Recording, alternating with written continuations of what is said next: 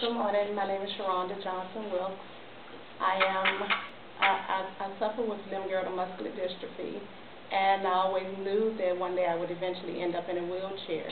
But it was not until I fell in '05 and I broke my left leg in 3 places where I had to have surgery done, and in exchange for that, I spent 3 months in a hospital bed.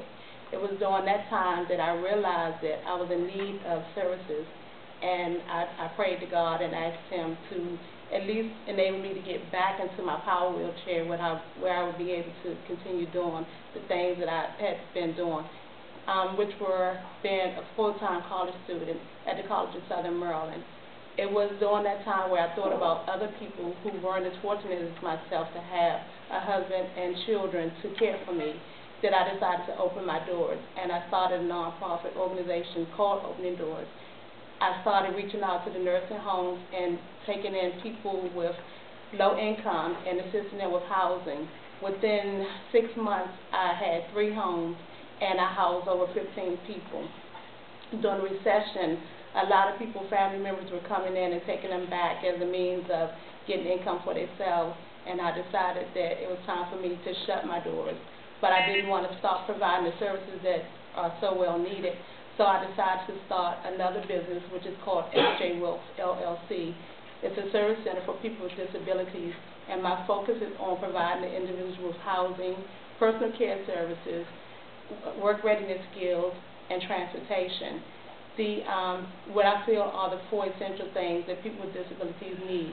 The program is designed to enable people that are working to be able to have personal care providers to come in, assist them with getting up in the morning, getting dressed, and getting to work, and then assist them when they come home.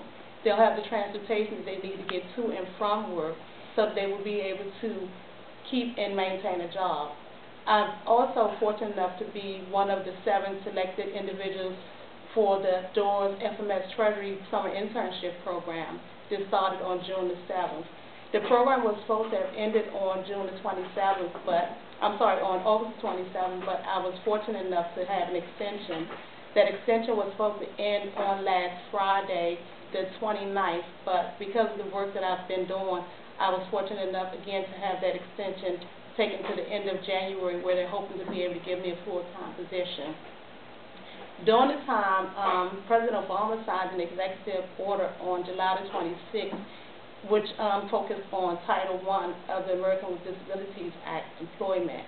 And it says that the federal government is to hire a certain percentage of individuals who qualify to work in the federal government with jobs.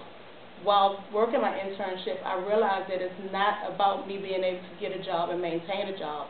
It's about me being able to get to and from that job in a timely manner. I spend 4 to 5 hours traveling on Metro Access, and I'm constantly late for work and late getting home and late getting to my place of business for important meetings so that I can launch in January. I decided one day enough was enough when I was left to be forced to take the Metro bus and train to work because they omitted to put my ride on, and they refused to add a ride on. I got up at 4 o'clock in the morning, and I traveled on the Metro bus at 5 o'clock in the morning to the Archives Metro Station, where I got on the train and had to cross over. Once I got to my destination, I had to cross over East-West Highway in my wheelchair because there wasn't any transportation to get me across the street. And then I had to return that trip back.